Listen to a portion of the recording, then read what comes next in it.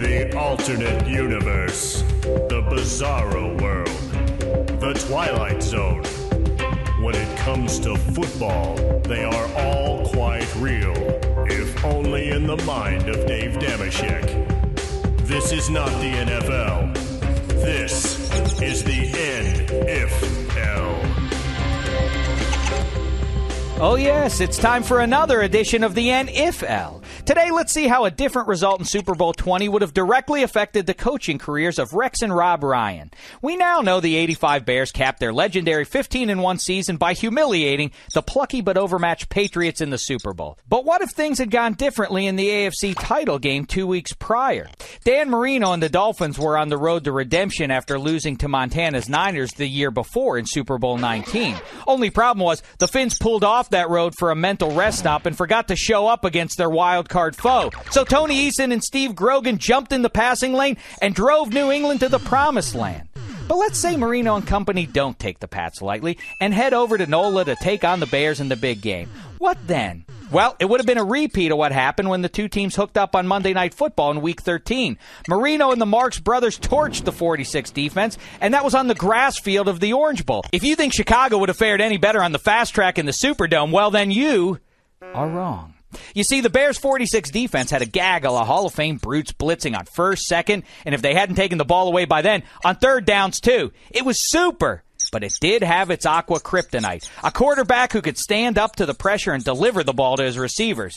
And his name was Dan Marino. Plug your ears, Bear fans. You're not going to like what I'm about to say.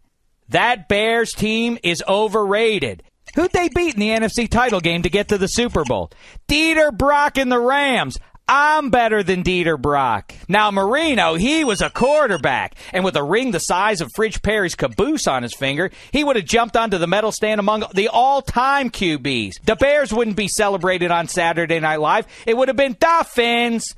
To the victor goes the spoils, don't you know? Hey, people like winners, and if the Bears had never won anything, all of those spoils would have been spoiled. No Hall of Fame jackets for Dan Hampton or Richard Dent. No Buddy Ryan announcing to the Eagles in '86 they've got a winner in town. He wasn't a winner. Navy and orange Zubaz pants never would have become a fashion trend. The Super Bowl shuffle would have been nothing more than a cautionary tale about jinxes.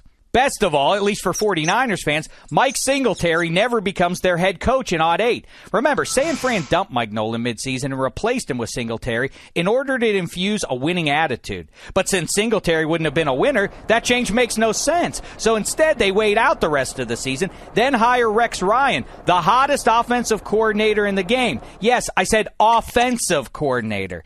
Rex and his brother were so ashamed of their father Buddy's inability to win a Super Bowl, they turned their backs on defense and became offensive gurus. Out of nepotism, Rex brings in Rob as his OC and his old man to handle the defense. And the Ryan family seems poised to turn things around in Candlestick until Buddy punches Rob in the middle of a game.